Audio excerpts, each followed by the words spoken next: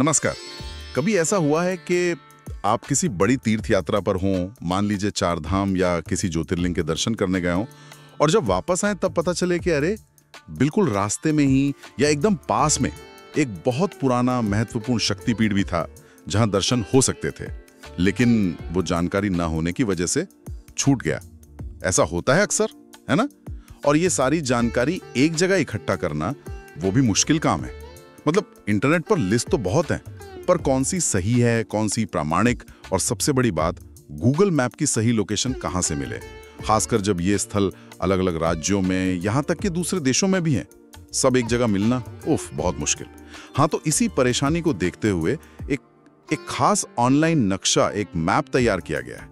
जरा सोचिए, सभी 51 प्रामाणिक शक्तिपीठ, पूरे 12 ज्योतिर्लिंग और हमारे 4 धाम, सबकी सही लोकेशन, जरूरी जानकारी, सब एक ही जगह, बस एक क्लिक पर।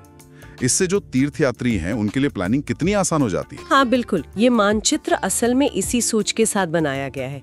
इसकी कुछ खास बातें हैं, जैसे हर पवित्र स्थल का राज्य कौन सा है, देश कौन सा है, और लोकेशन वो बिल्कुल सटीक दी गई है। और इसमें सुविधा भी है, आप चाहें तो नक्शे पर सिर्फ शक्तिपीठ देख सकते हैं, या फिल्टर करके सिर्फ ज्योतिर्लिंग या सिर्फ चारों धाम, या फिर आप चाहें तो सबको एक साथ भी देख सकते हैं।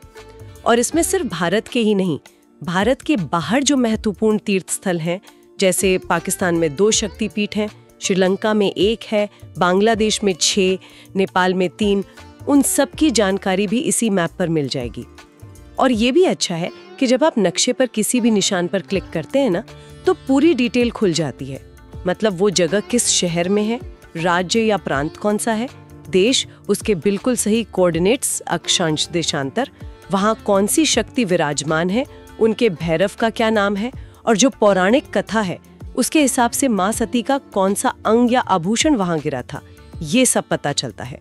साथ में गूगल मैप्स का सीधा लिंक भी है रास्ता देखने के लिए, और ये भी कि आसपास और कौन से तीर्थ स्थल हैं, कितनी दूरी पर हैं, ये सब जानकारी एक ही जगह है। वाह, ये तो बहुत काम की चीज है।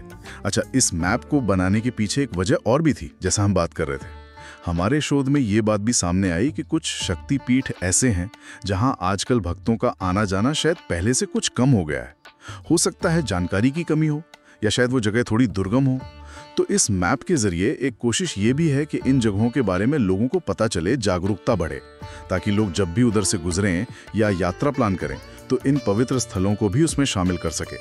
इससे इन प्राचीन धरोहरों को भी भक्तों का सहारा मिलता रहेगा। जी बिल्कुल, और ये सारी जानकारी और नक्शा वेबसाइट पर